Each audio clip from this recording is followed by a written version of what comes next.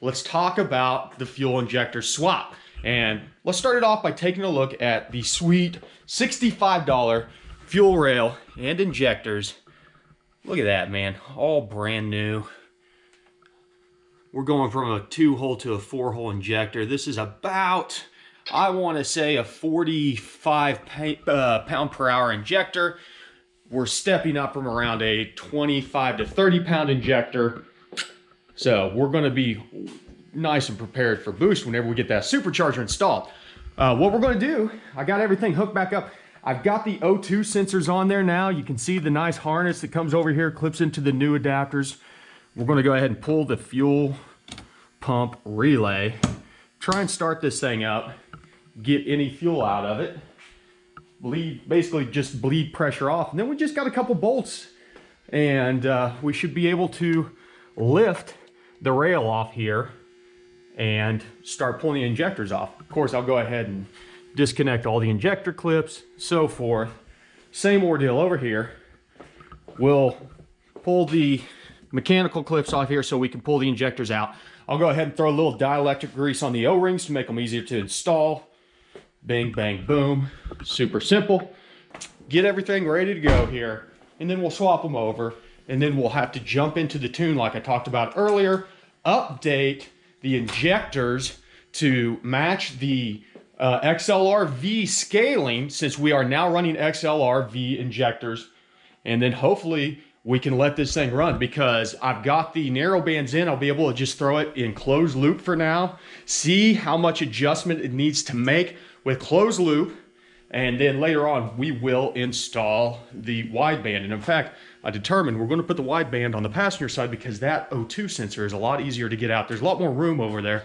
And so whenever we end up doing a permanent install, we'll probably do it on the passenger side also. But that being said, I'm going to get busy.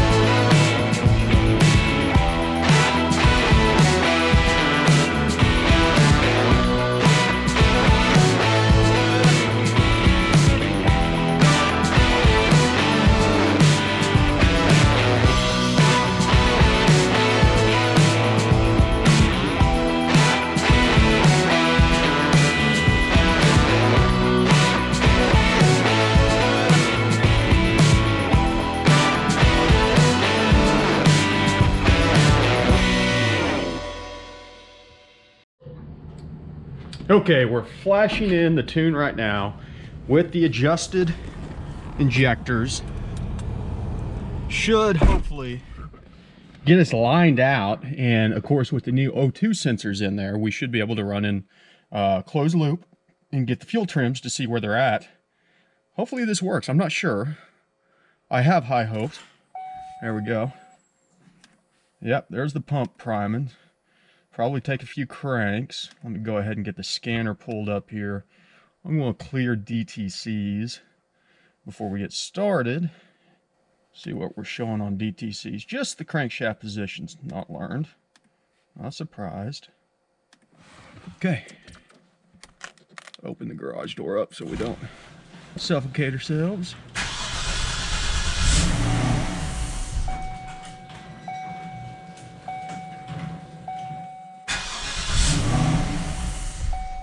Come on, baby.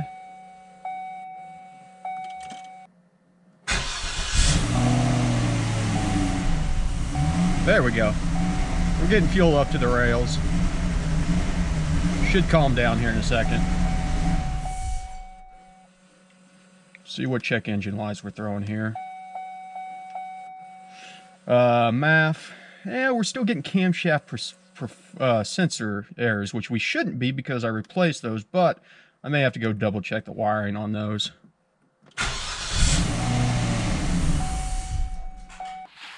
Okay, after doing some digging, I think I found the issue of why we were still getting errors with the camshaft sensors. And this is just more of like, I hate GM engineers, etc., and I'll show you why. So, I've got printouts here for, let's see, here is the original setup.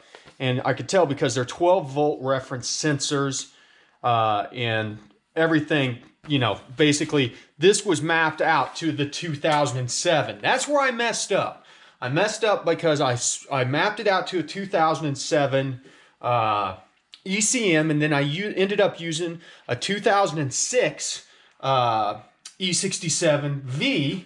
And so I printed out the 2007 and 2006, and you probably can't really tell, but the pins are switched on the sensor. So on the 2007, the 5-volt reference is on pin C, and then it's on pin A for the 2006 V. So I just got done swapping all of the pins over.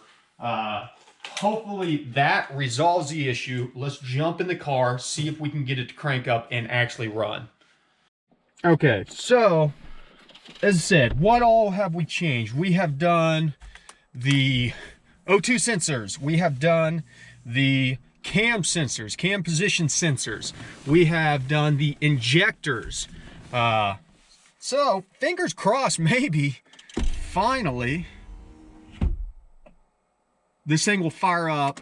I'm going to go ahead and put it in on, key on, engine off, connect up, clear DTCs, make sure we don't have any.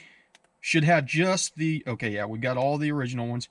We just want the camshaft learned. Let's start recording. Fingers crossed. This is the moment of truth.